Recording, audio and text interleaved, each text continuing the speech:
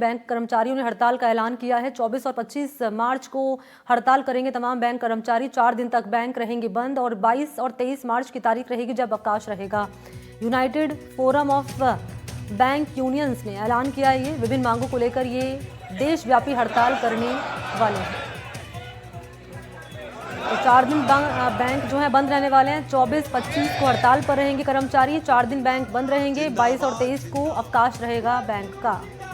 जिंदाबाद जिंदाबाद। UFDU United Forum of Bank Unions, जिसमें 9 यूनियंस शामिल हैं, जिन्होंने अखिल भारतीय 2 दिवसीय बैंक हड़ताल का आह्वान किया है, जो कि 23 मार्च की रात्रि 12 बजे से लेके 25 मार्च की रात्रि 12 बजे तक रहेगी।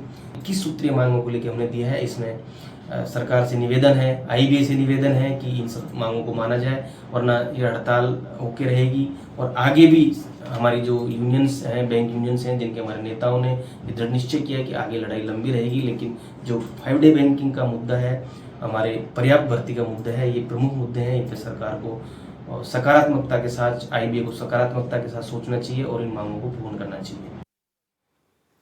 और इसी पर मेरे साथ ज्यादा जानकारी लिए सहयोगी मुबारिक खान इस वक्त जुड़ चुके हैं लाइव। चलते हैं मुबारिक के पास और जरा जान लेते हैं मुबारिक से। मुबारिक, हमने सुना यहाँ पर महेश मीणा हैं, उपाध्यक्ष हैं, कह रहे हैं कि अगर मांगे नहीं मानी हमारी तो ये हड़ताल आगे भी जारी रहेगी। हालांकि 4 दिन बैंक बंद रहेंगे, 2 दिन हड़ताल, 2 दिन अवकाश। अब कौन कौन सी इनकी मांगे हैं जिसको लेकर ये हड़ताल पर उतरे हैं और किस रूप में मामला आगे बढ़ रहा है अभी?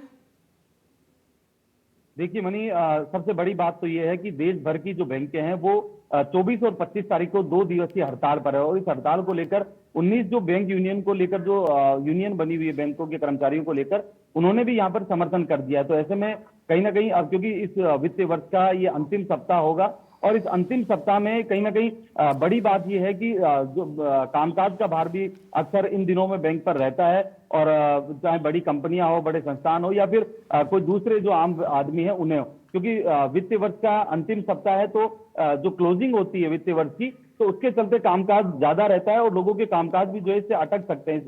हड़ताल के चलते काफी असर देखा जा सकता है।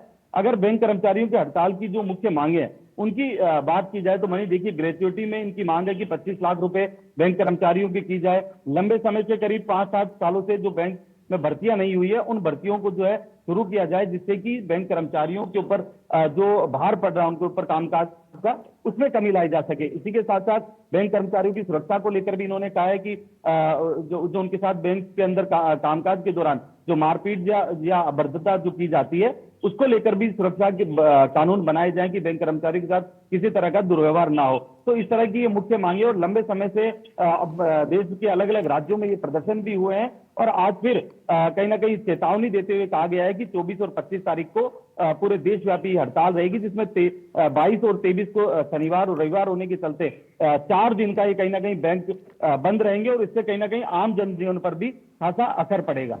शुक्रिया आपका मुबारिक तमाम जानकारी देने के लिए। तो मुबारिक बता रहे हैं कि कौन कौन सी मांग जिसको लेकर हड़ताल का ऐलान कर दिया गया है बैंक कर्मचारियों की ओर से। डूंगरपुर की